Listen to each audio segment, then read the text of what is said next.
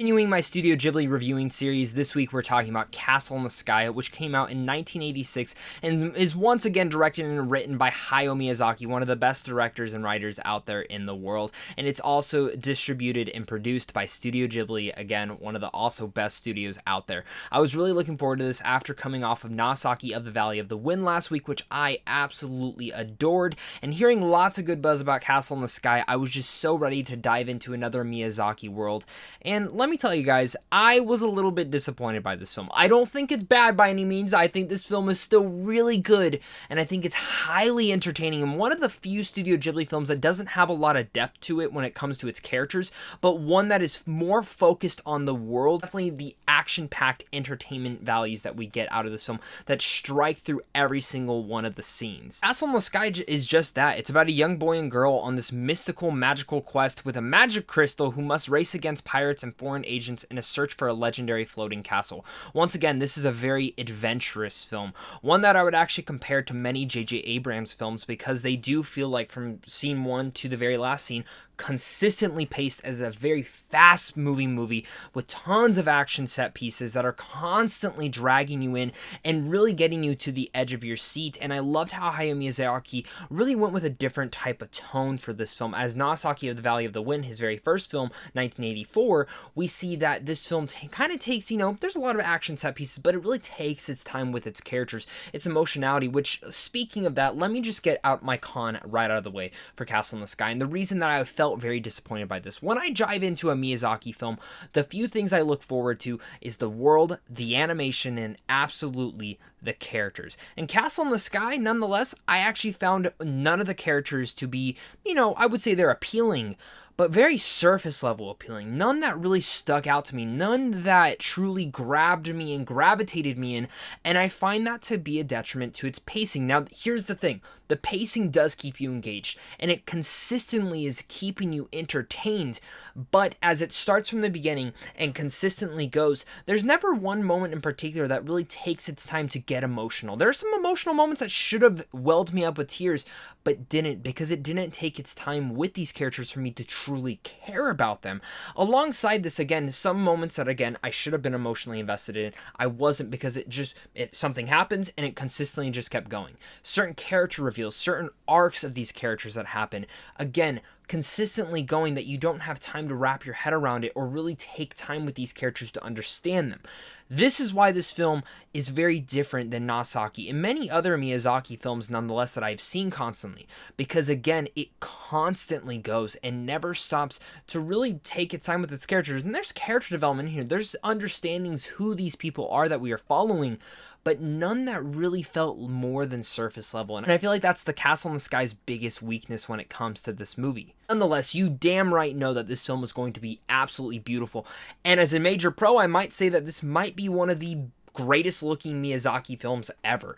Really coming into this, I was totally taken back by how gorgeous every single set piece to every single landscape and this whole entire world and the way that it was all fleshed out. I actually think this is more beautiful than Nagasaki of the Valley of the Wind, which is also a really great and gorgeous film that had really cool character designs and awesome, really cool monster designs. But Castle in the Sky has some really cool other elements to it, as well as this 20th century kind of look where we look at, say, the robots.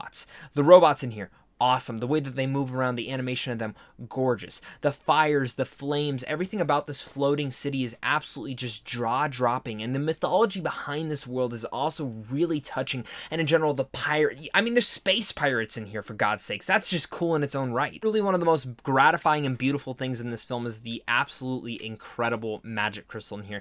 That it really brings this world together in such a stylized and fully realized dynamic way that I haven't seen yet in Hayao Miyazaki film. And I think that is one of the few elements in here that is truly incredible, and I wish we would have gotten more with that, because when that crystal is used, the spells, the magic throughout here, it's just really touching and takes you back into how much can be put into one film and could totally feel like the same tone. Also, I love how a lot of Miyazaki's films feel so timely and in general feel a lot of messages out that can still relate to generations in our worlds today. This movie speaks very well for certain things going on in our generation right now and shows the process of power in our worlds and how people strive for that and still fight for that over the last generations, decades, and eras, and how it can totally corrupt you. And Castle in the Sky just shows that point blank. Miyazaki's world is just full of color and life in here, and it's just so imaginative how he's able to bring this so much to life.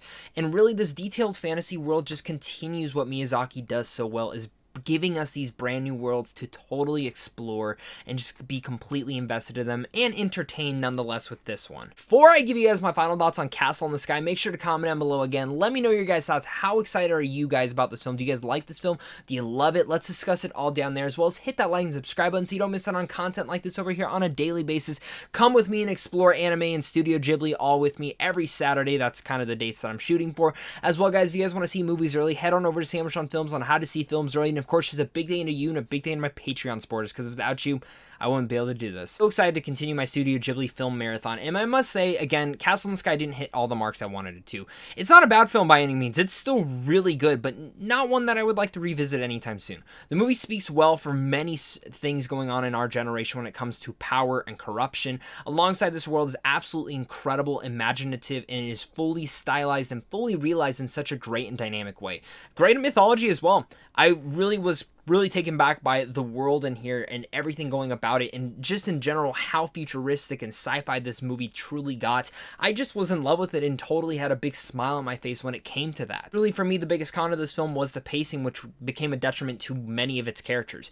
I found this film to be completely entertaining with tons of amazing set pieces, but one of the biggest problems to that whole thing was truly the characters not really having much fully realized arcs, or in general just backgrounds for me to completely understand them. And I found this to be the one element of the film that really dragged it down a lot for me to really not feel fully invested in this world. Very entertaining movie nonetheless, very beautiful looking movie nonetheless, but it's one of those movies that it's just not one that I really want to dive back into anytime soon. So with all that said, I'm going to give Castle in the Sky a B.